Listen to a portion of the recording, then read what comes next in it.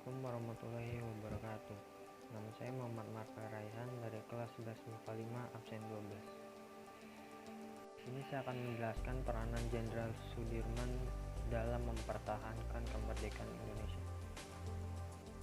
Jenderal Besar TNI Anumerta Raden Sudirman lahir pada tanggal 24 Januari 1916 dan beliau wafat pada tanggal 29 Januari 1950 pada umur 34 tahun.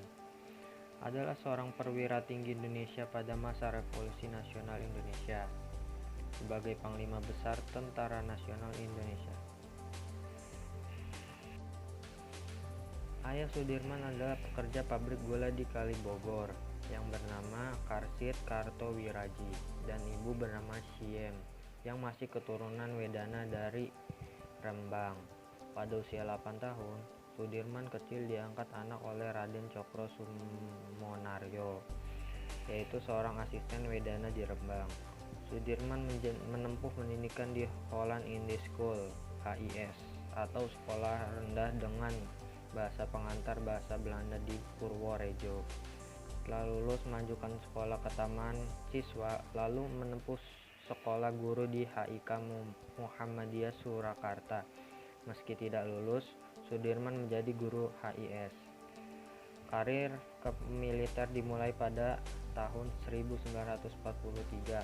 Saat itu Sudirman menjadi anggota pembela tanah air PETA. Setelah selesai pelatihan di Bogor, Sudirman mendapatkan pangkat Sodanco dan menjadi komandan batalion PETA di Kroya, Jawa Tengah. Setelah Indonesia merdeka, Sudirman bergabung menjadi Tentara Keamanan Rakyat atau TKR.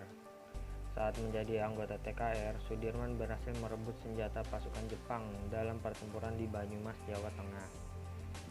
Karena kepiawaiannya dalam bidang militer, Sudirman diangkat sebagai Panglima Divisi 5 TKR dengan pangkat kolonel.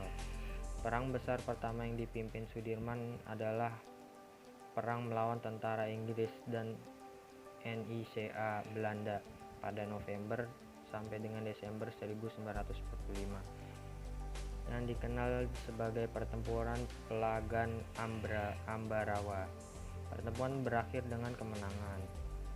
Atas sebagai prestasi militernya, pada 18 Desember 1945 Sudirman dilantik menjadi jenderal oleh Presiden Soekarno.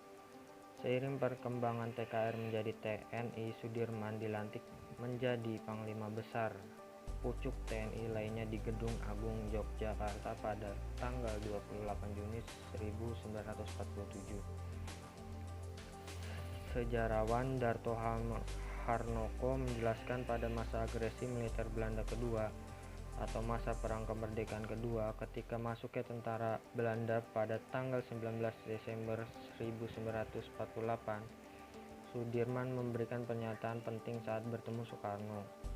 Soekarno meminta Sudirman yang sakit istirahat saja. Sudirman menolak sebab ingin bersatu dengan rakyat.